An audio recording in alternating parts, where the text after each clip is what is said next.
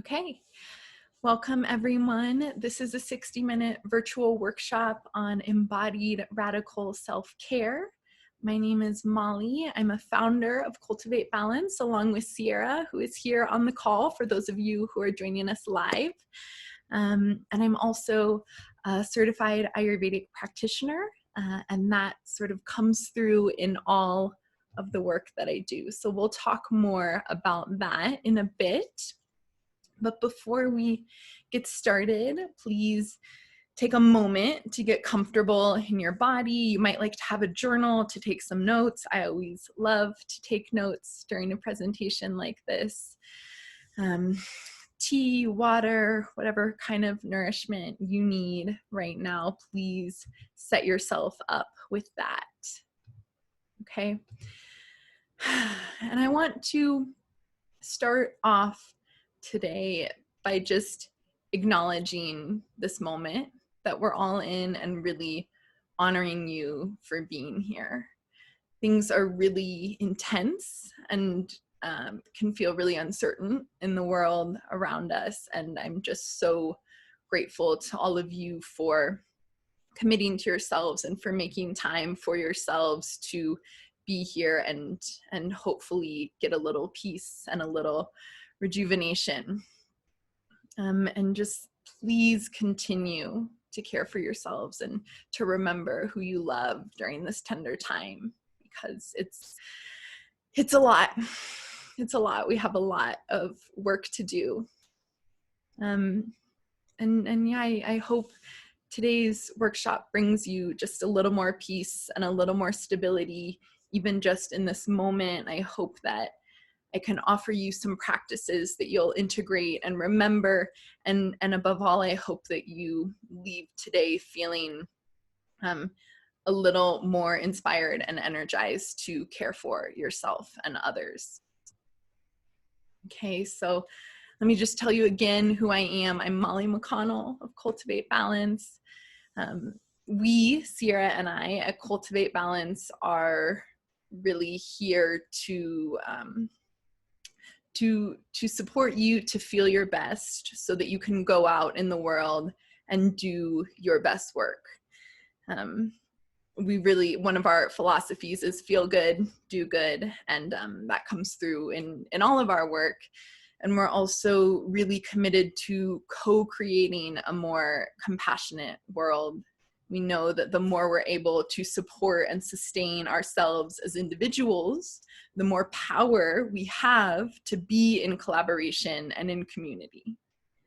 And as much as Sierra and I are here at Cultivate Balance to support your learning, we're also very much committed to our own learning and unlearning as well. And we are located in Boulder, Colorado, which is Cheyenne and Arapaho land.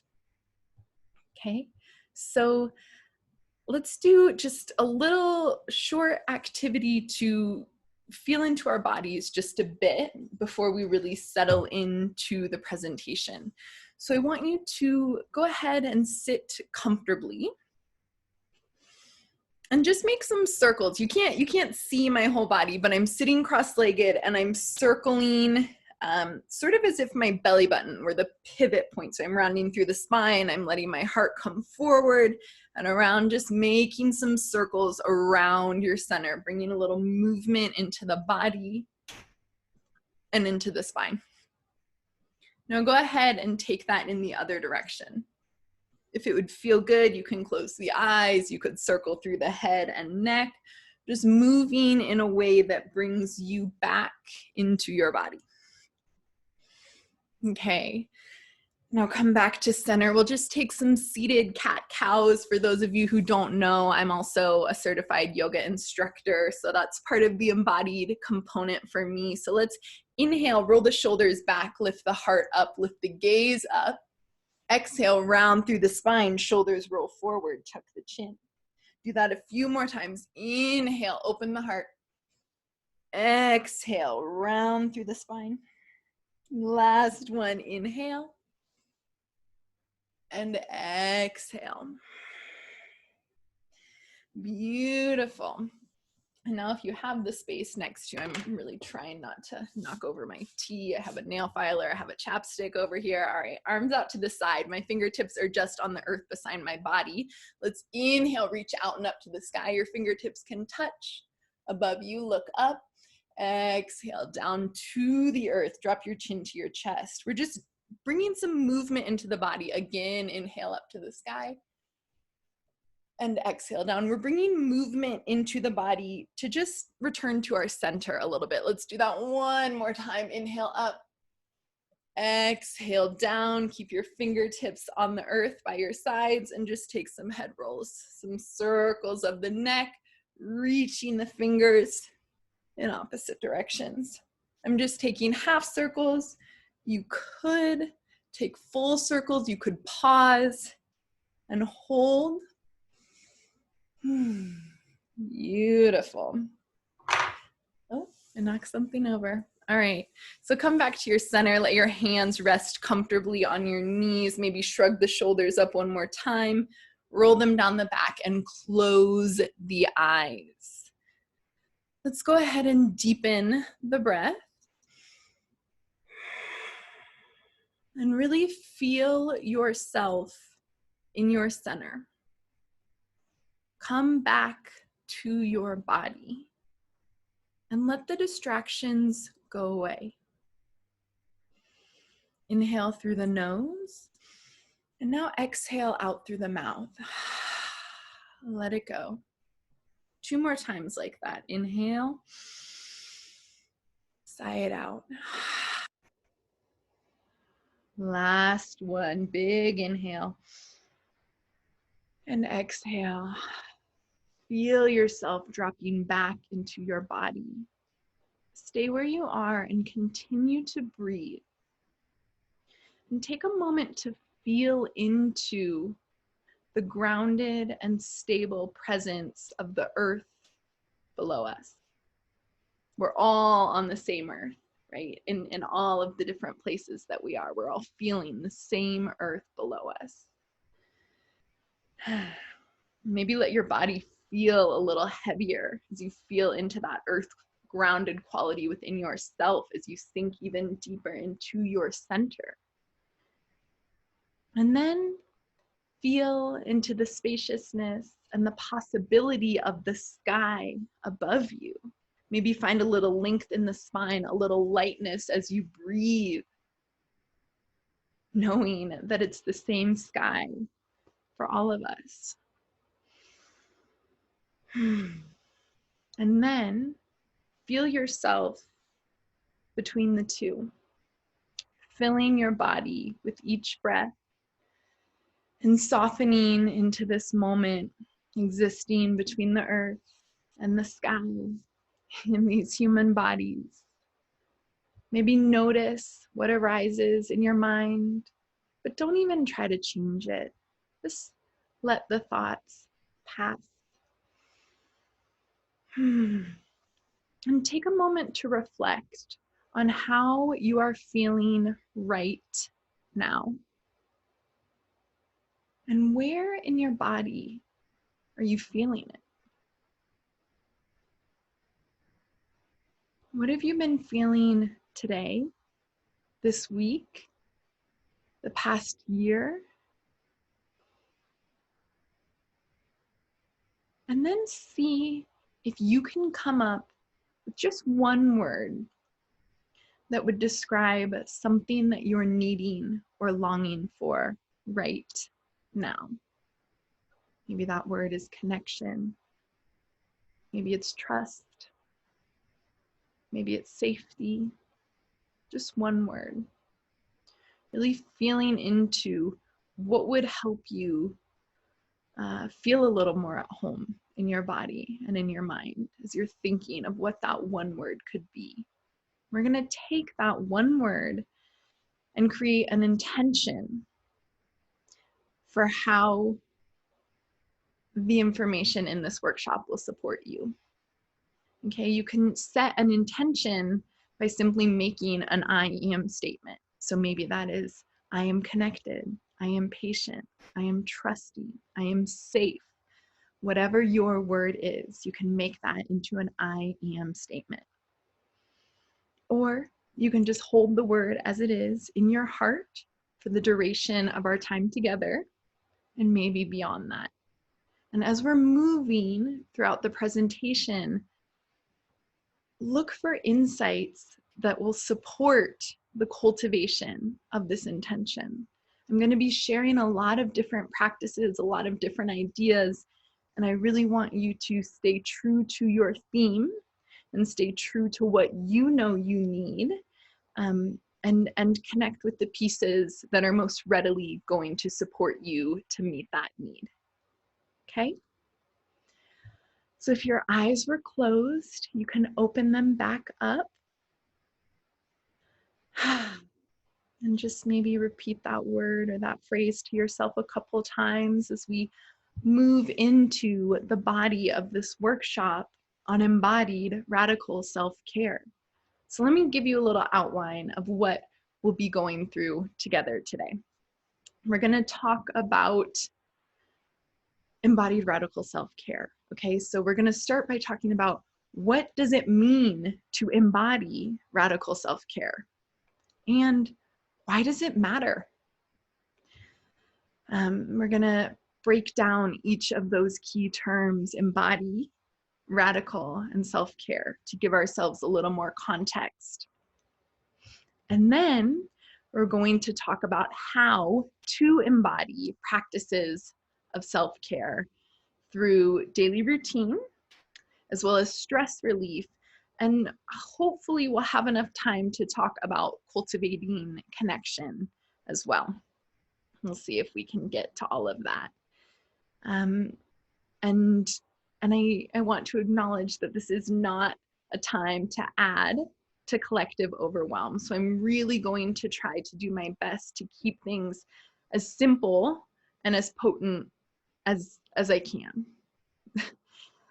There's so much that I want to offer you all right now to support your journey in radical self-care. And this 60 minutes that we're spending together is really going to be a distillation of what I hoped is most relevant and timely for all of us right now. And throughout the workshop, you might hear me talk about a program called The Art of Work-Life Balance. That's something that I created. It's launching next week, and it inspired a lot of the material and the insights that we're going to explore today. So if you hear me mention that, know that that is sort of the origin for making this workshop possible at all. Okay, so what does it mean to embody radical self-care? To embody radical self-care is to live intentionally by making choices that support not only your individual well-being, but the well-being of others and of the planet. In this workshop, you will build the foundation for an intentional lifestyle that supports both purpose and pleasure by allowing replenishment to be a part of your work and your activism. We will focus on Ayurvedic practices that invite you to come home to your body and deepen your connection with others. Cultivating a more intentional life is an art, and it's an ongoing process. It is not something that happens overnight. So please, please be patient with yourself and know that it's worth it. We must commit to ourselves for the betterment of humanity. So I thank you again and again for being here and for making that commitment to yourself and to your wellness. So today I'll be talking about some specific radical self-care practices to support us even or especially during strange and chaotic times like these. So that we can keep following our passions and connecting with our purpose and making valuable contributions of our time and our energy, right? That's really going to be so important as the world continues to evolve. Okay, so let's get a little more specific. What is radical self-care? That's a term that Sierra and I use a lot at Cultivate Balance, and just recently I've added on the embodied part because that sort of brings another layer. But just talking about radical self-care. Radical self-care is an alternative to engaging with failing systems, corporate interests, and the notion that we are incomplete or unworthy. Knowing ourselves, reconnecting with the parts of ourselves that we love most, and designing our lives to support our deepest wellness are all acts of resistance. Not only is self-care a form of rebellion, but it also invites us to find greater clarity of mind, more time to organize, and more energy to activate change. Radical self-care is an invitation to live more intentionally, starting with ourselves. Feels so important. Okay, so let's break down each of these words, and we'll get more into the embodied component of that as well. So I define self-care as embracing rituals and practices that bring you pleasure. It's pretty simple. Self-care is also the first step in being able to care for others, which is really, I think sometimes self-care gets a bad rap because people care for themselves and they stop at self-care. And so that's why I say self-care is just the very first step that then enables all of these other critical steps for how we interact with the world. Self-care is the personal practices that help us feel good. It is about finding pleasure and joy in our day-to-day experience. And I was just reading this Bell Hooks book where she just defines joy as the feeling that comes from using one's own powers to the fullest. And I think of that in terms of listening to our bodies. I think of that in terms of caring for ourselves. I think of that in terms of like feminine intuition and creativity. So prioritizing pleasure and joy is prioritizing that feeling that comes from using one's own powers to the fullest. That's Bell Hooks in Sisters of the Yam. It's a really incredible book. But self-care is also making choices that sustain our physical, emotional, and spiritual well-being. And it's offering ourselves compassion and opportunities for rejuvenation. And you maybe have heard Sierra and I use this Audre Lorde quote before because it really sums everything, so much of what we believe in up. And Audre Lorde says, "Caring for myself is not an act of self-indulgence. It is self-preservation. And that is an act of political warfare." So when we talk about self-care, we are talking about our role in something much bigger than just the way that we're relating to ourselves. And I think it's so important to continue to come back around to that. So I'm curious. I want to give you a moment to reflect on what is your current relationship to self-care and routine like? Is it something that you know you want that's hard to have? Is it something that you feel better when you do? Is it something that you like to have a checklist for, otherwise it doesn't happen? What is your relationship like to self-care and routine right now? And then ask yourself, when is it most challenging for you to implement practices of caring for yourself? I often find that it's the hardest for me to implement self-care in the moments when I need it most. And when do you feel most deserving of self-care? Self-care really has a component of worthiness and self-love. So it's important to identify how and when we feel deserving of our own care so that we can really cultivate that feeling of worthiness even more. Okay, so that was a little breakdown of self-care. Now let's talk about what it means to embody. To embody is to embrace the sensation of feeling at home within yourself and within your body. It's about returning to your center. So when we started this workshop together, we did a little embodiment practice, a little yoga to return to our center so that we could feel a little more like ourselves in this coming together tonight. To embody is also to act out of care rather than control. And this is a big one, especially for women living under the patriarchy, but it can happen to anyone. So notice how you relate to yourself. And in the moments when we feel most embodied, those are the moments when we're caring most for ourselves, when we're not striving to control ourselves. Embodiment is also about prioritizing pleasure. You'll hear me bring this up a lot because it's such a guiding force in what helps us come back to ourselves and feel good and feel our best and, feel energized. Embodiment is also a willingness to be present with ourselves. So when we started out with that little embodied yoga practice, we came back to our breath. We sat with our thoughts that were arising and we were present with ourselves. That is embodiment. It's a noticing of sensation, of listening to our body's needs and honoring them.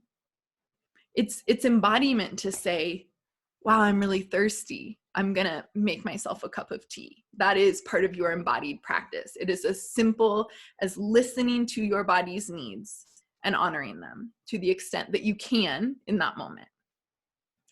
Embodiment is also about moving through the world in kindness and in collaboration with yourself. How different do you feel when you're loving and appreciating yourself versus those moments where you feel frustrated? We can't escape ourselves, so we might as well be in kindness and in collaboration and in love in our embodied experience, because that's honestly what makes us human. And then the last component of embodiment that I think is so important is living our values. Okay, so embodiment also has to do with the choices that we make in the world to demonstrate our belief systems and what is important to us, demonstrating those things to the world in the choices that we make, living our values. And I do have another Audre Lorde quote for you because she's a real inspiration to me. And I came across this essay of hers. It's actually a speech in Adrienne Marie Brown's Pleasure Activism. And since then, I've listened to Audre Lorde read this speech probably 25 times, and it's really resonating for me. So I just want to share a little quote from that with you. So she says, "It is not a question only of what we do. It is a question of how acutely and fully we can feel in the doing," right? That is embodiment. Once we know the extent to which we are capable of feeling that sense of satisfaction and completion, that is embodiment. We can then observe which of our various life endeavors bring us closer to that fullness. The aim of each thing we do is to make our lives and the lives of our children richer and more possible, right? That also speaks to living our values as a component of embodiment. So take a moment to yourself to reflect and think of a time that you felt embodied. What was that like? How did it feel? Where did you feel it in your body? That Sierra and I have talked about. Sometimes we feel embodiment as sort of like an expansion of heart space. And what were you doing in that moment in your life when you felt this sensation of embodiment that you're remembering right now? And what series of events and choices made this feeling possible?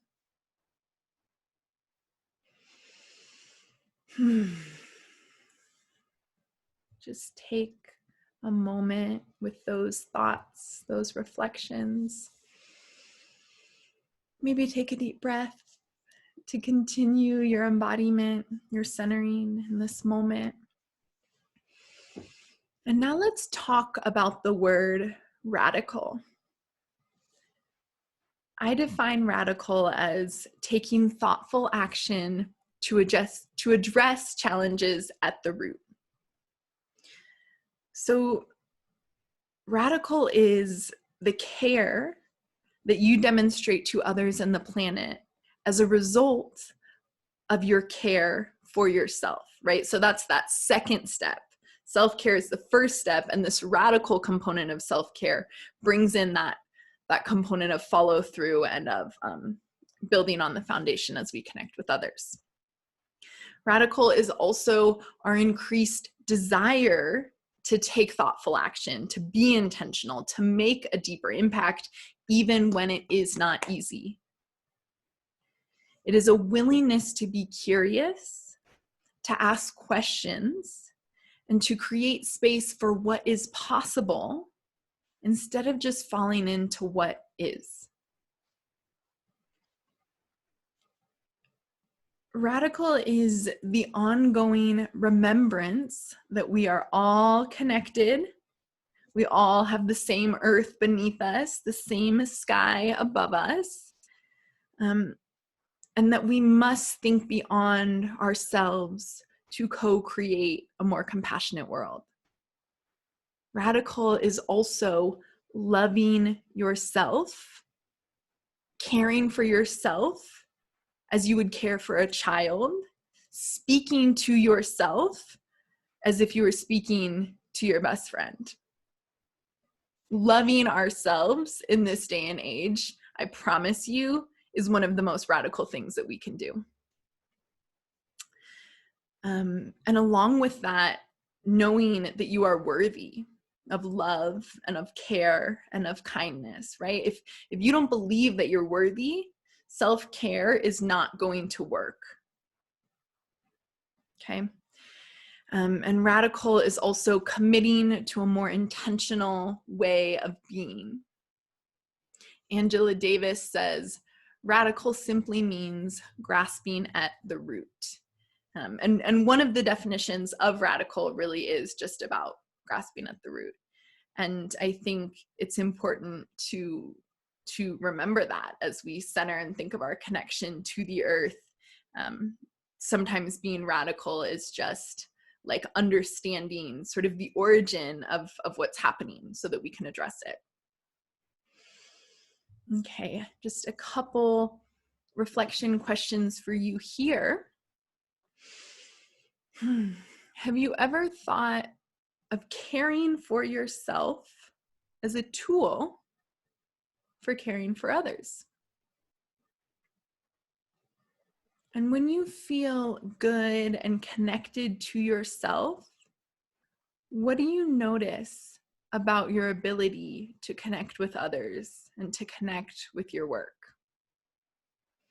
I notice that when I feel good and grounded and connected to myself, my relationship with my work is much more inspired and motivated. My communications with Sierra and our business are much more clear and heart-centered.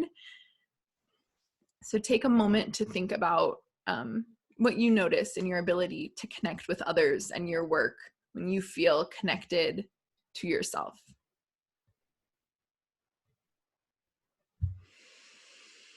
All right, now we're going to start moving into some more specific practices. We're going to talk about self-care as daily routine. We're going to talk about embodiment as stress reduction. And if we have time, we'll talk a little bit about cultivating connection as radical relating. We'll see if we can fit all that in. But before we do, just want to say a little note on Ayurveda. Ayurveda is the lens through which I offer ideas about radical self-care. I did not invent Ayurveda. Ayurveda comes from ancient India, and a lot of people worked really hard to make this wisdom possible for us. And if that's something you're interested in learning more about, I recommend you check out our Foundations of Ayurveda webinar to get more into the history of it. But I just want to share that my role in connecting with Ayurveda is to synthesize this ancient wisdom in the modern context through the prism of my own lived experience to make it hopefully accessible and supportive for you. Okay. And also in the Art of Work-Life Balance, which is this more comprehensive program, I do elaborate more on Ayurveda and the doshas and how the elements play into our experience. Today, I'm going to try and keep it a little more simple than that. But if the more in-depth Ayurvedic approach is appealing to you, we have more opportunities that we'd be happy to share with you. Okay. So we're going to talk about self-care as daily routine. So think about, what does self-care look like for you? You might have reflected on this a bit earlier, but just hold that thought and ask yourself, which of the things that you do every day bring you joy? Are there certain things that you do sometimes, but you know you feel better when you do them more? I think that's a big one for a lot of us. So just feel into your current experience of self-care. And let me just remind you that self-care it's about embracing rituals and practices that bring you pleasure and joy and contribute to your overall well-being. Self-care is the first essential step in being able to care for others. And we have the opportunity to make choices that sustain our physical and emotional well-being through simple daily and weekly practices. And in Ayurveda, we use the notion of routine, or the structure of a routine, to offer a structure for self-care, to offer accountability and integration for self-care. We use the structure of a daily routine. And attuning to a daily routine is really the ultimate practice for connecting more deeply with ourselves and with others and with the natural world around us. Aligning with the earth, with the rhythms of the day, is really what Ayurveda is all about, because it enables us to access greater energy and clarity, which ultimately supports us to show up for what we believe in.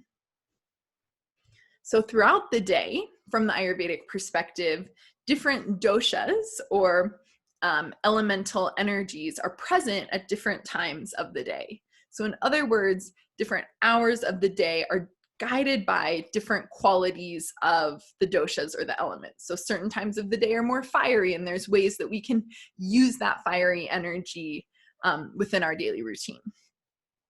So we're going to share some specific practices, and I'm going to share my screen with you.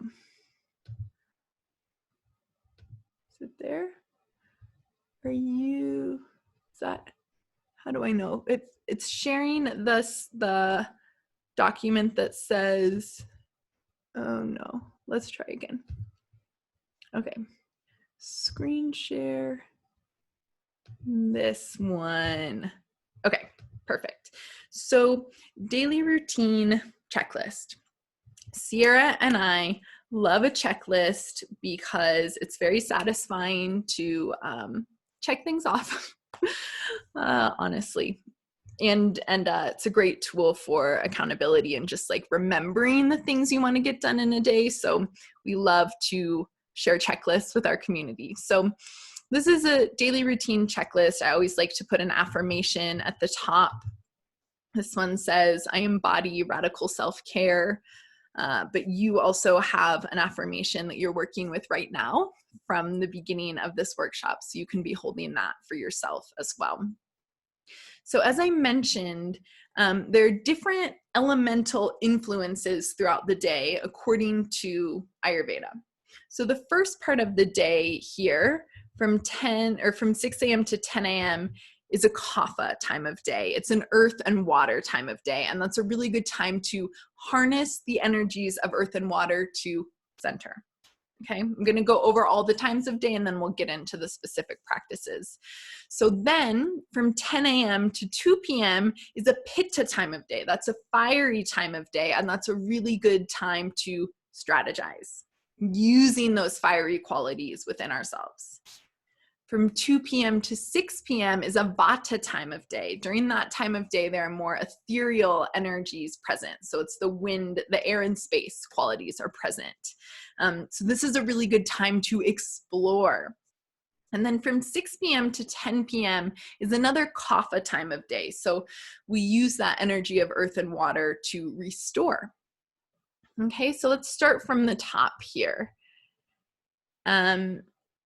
So at 6 a.m., between 6 a.m. and 10 a.m., in order to center, some of the practices of radical self-care that we can be doing during that time would be to drink warm lemon or lime honey water, to exercise or stretch. It's a really good time to be in our bodies, to start our day embodied.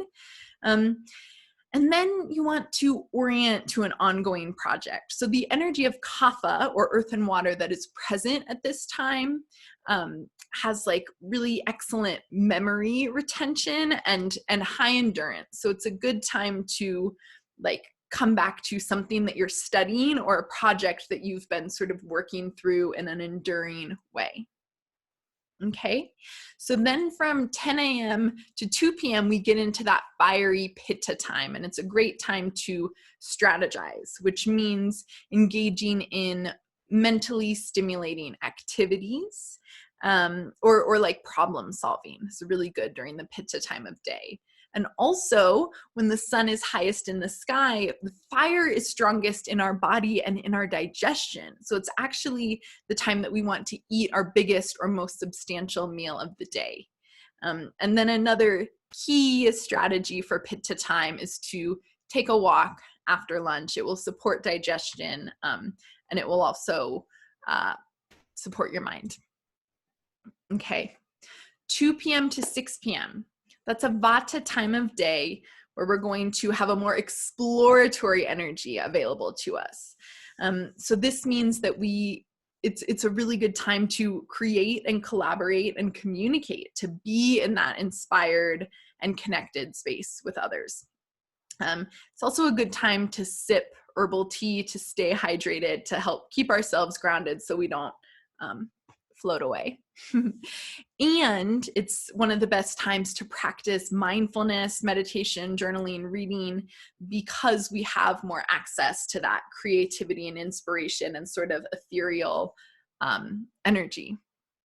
And lastly, 6 p.m. to 10 p.m. is another kapha time of day. That's earth and water.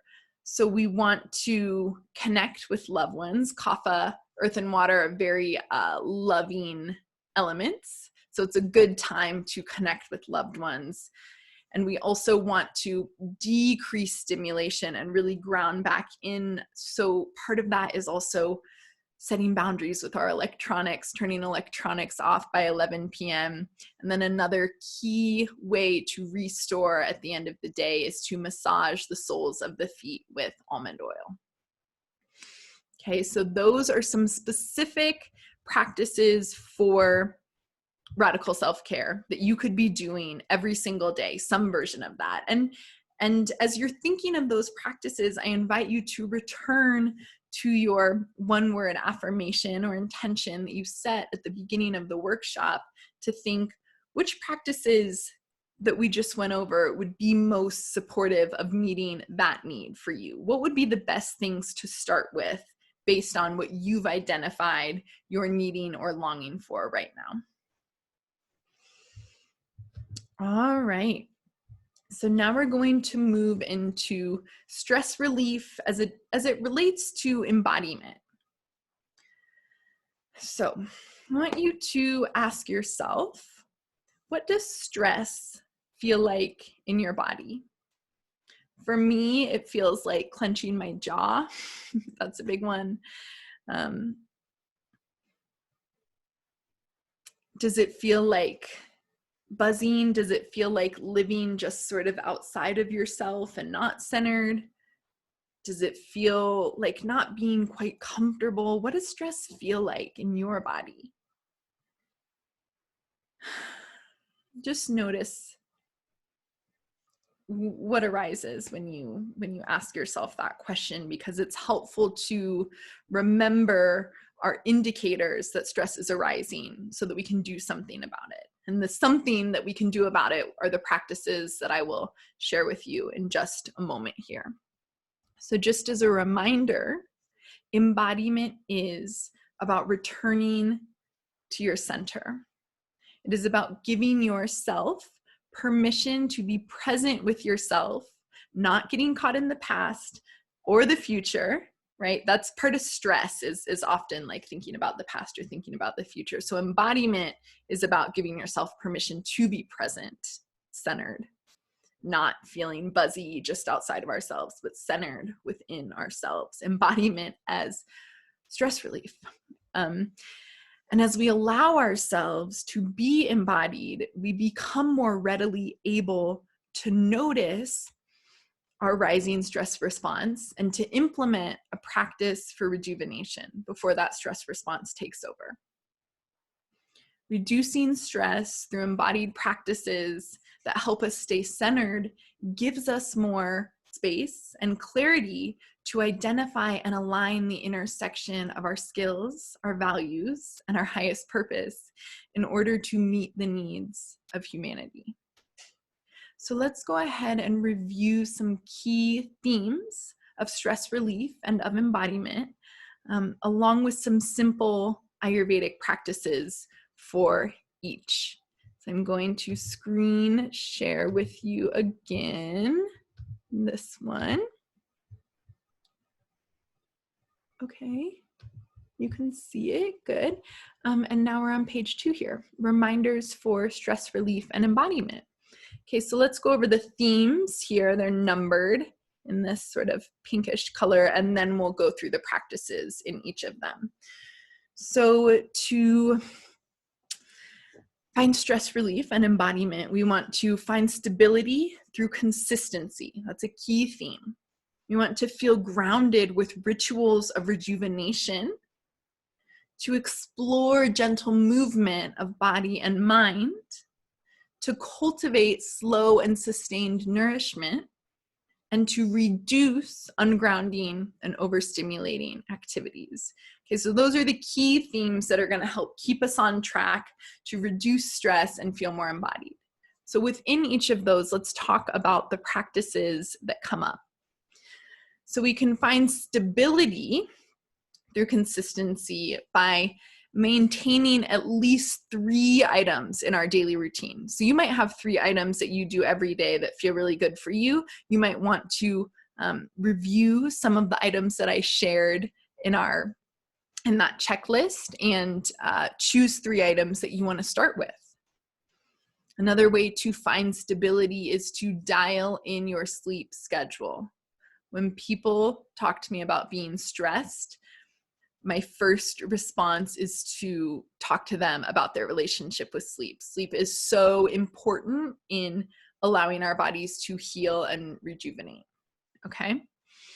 The next way to find stability through consistency is to do something that brings you joy every day. And you remember that definition of joy from Bell Hooks about feeling fully in your power. Okay, do something that brings you joy or pleasure every day. Real simple. Next, feel grounded with rituals of rejuvenation. So one way that you can do that, and I mentioned this in the daily routine, is to massage the soles of your feet with oil before bed each night. You can just use a tiny amount of oil. You can also put on a pair of socks afterwards if you're worried about your sheets. This is something that I do every day and really love. It makes a big difference, and it supports sleep. Another way that we can feel grounded is to practice our legs up the wall. It's a yoga pose. You make your body into a little inverted L. You scoot your glutes up to the wall. You send your feet up. You lay your spine back on the earth and just take some nice deep breaths. I like to do that for like 10 minutes. Sometimes I oil my feet, put some socks on, and then do legs up the wall before bed. Sometimes I do it in the middle of the workday if I just need to feel grounded. And another way that we can feel grounded with rituals of rejuvenation is to take a bath. Water is so, so deeply healing. Okay. And then another theme here is to explore gentle movement of body and mind. If we're talking about stress relief, stress is really stored in the body, right? So if we can be moving the body, and connecting with movement of the mind in terms of our thoughts and reflection, then we can pass some of that stress through and also feel more embodied at the same time. So practices that support that would be to exercise for 30 to 60 minutes a day. Could be dancing, it could be a walk, it could be yoga, cardio, riding your bike, whatever that is for you, you decide. You just got to move your body daily. At least 30 minutes. And then make time to journal and reflect, right? This speaks to how we're moving our minds. It's really important to give ourselves an outlet to release some of the things that we store in our minds also, or to process them, to understand ourselves more deeply. Another practice to explore gentle movement of body and mind is to just be outside. Maybe that's taking a walk, going for a hike. Maybe you want to journal or read just sitting outside. Our connection to nature and to the earth and to the elements is so, so key in mirroring to us how to come home to ourselves and feel more embodied within ourselves. All right, number 4 theme for cultivating stress relief and embodiment is to cultivate slow and sustained nourishment. So that means eating warm and well-cooked, well-spiced foods. If you know Sierra and I, you know that we really advocate for warm-cooked vegetables over raw salads.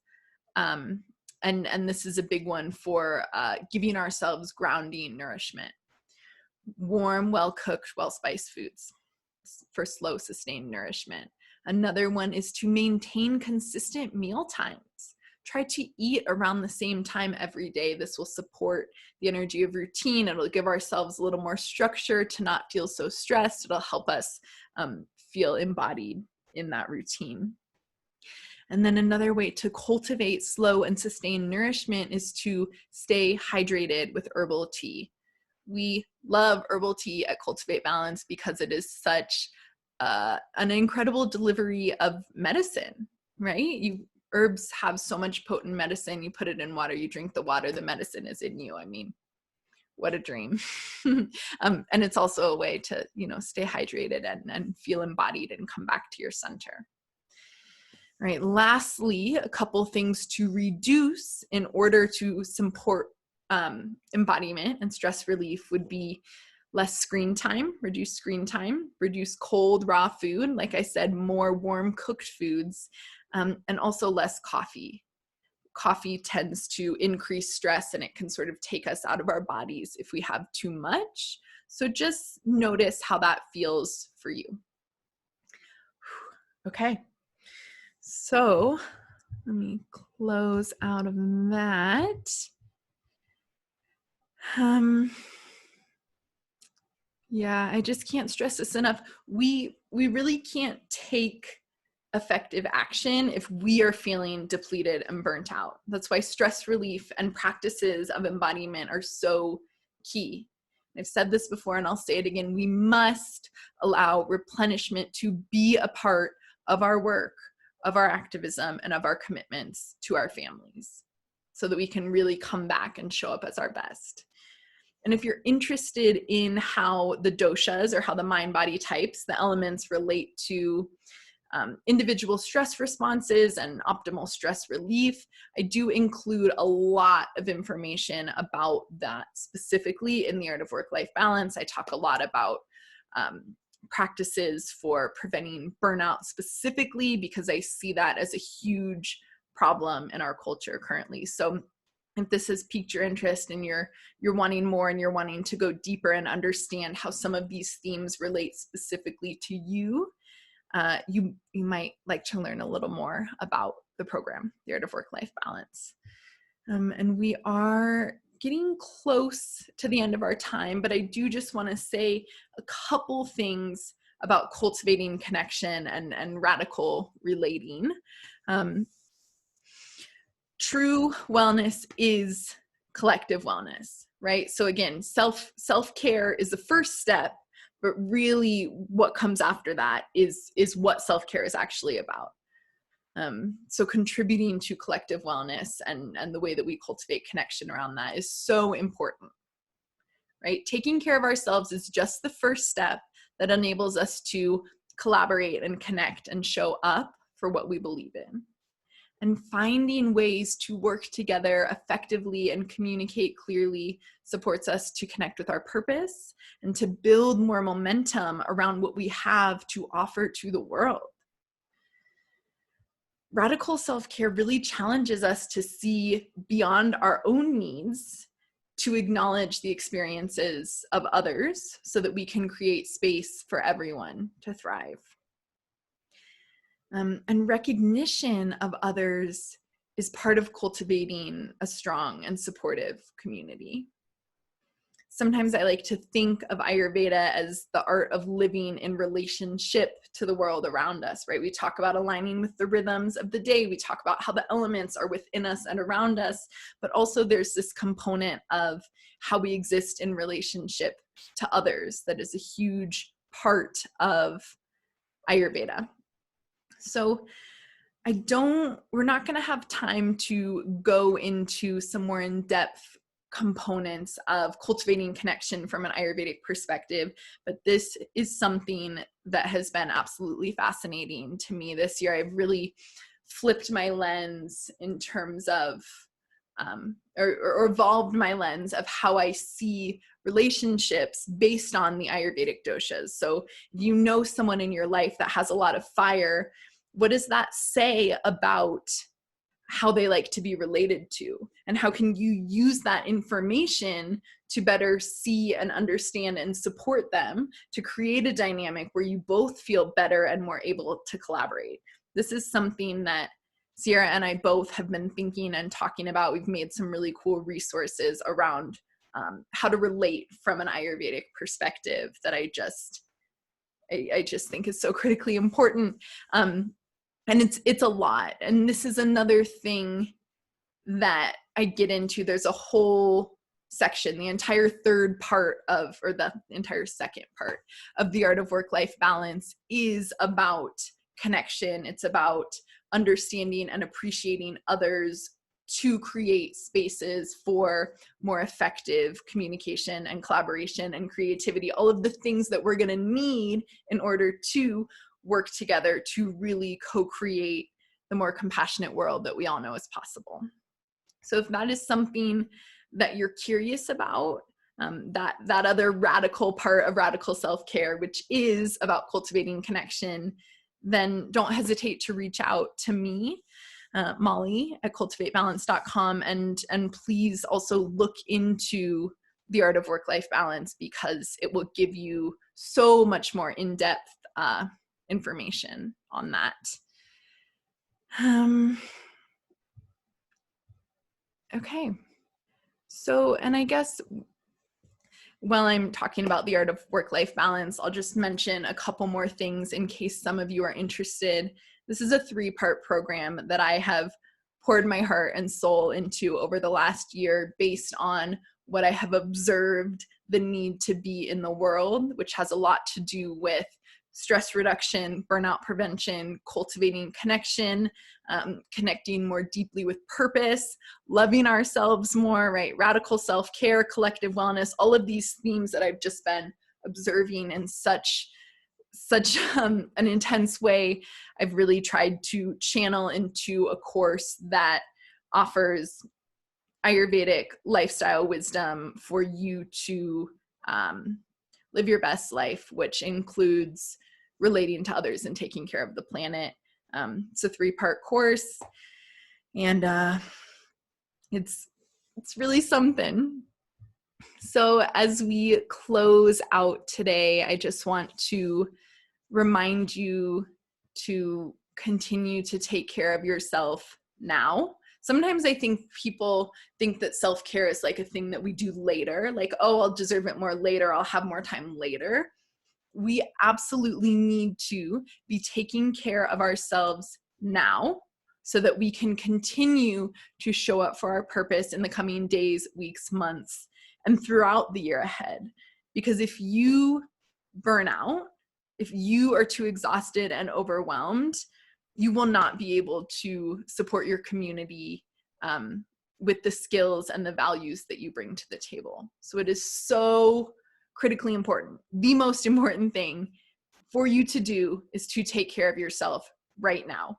That includes however you're going to spend the rest of your day. I encourage you to choose a practice that is really rejuvenative. It could be one of the things I shared. It could be a bath. It could be an oil massage. It could be alone time, a book that you want to read, whatever that is for you.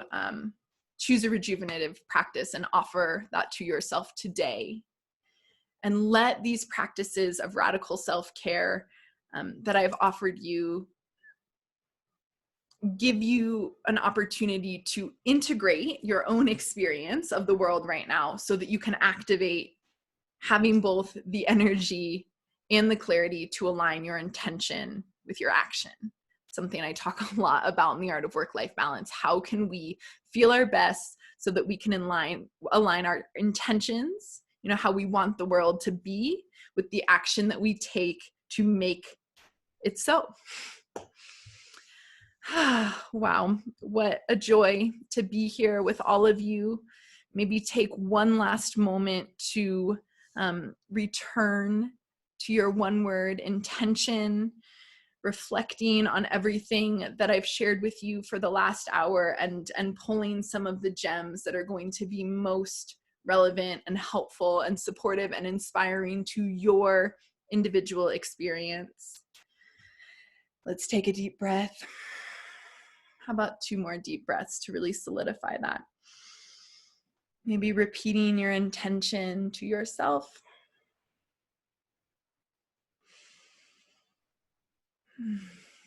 Thank you so much. And I hope, if anything, that you leave here feeling a little more inspired to care for yourself.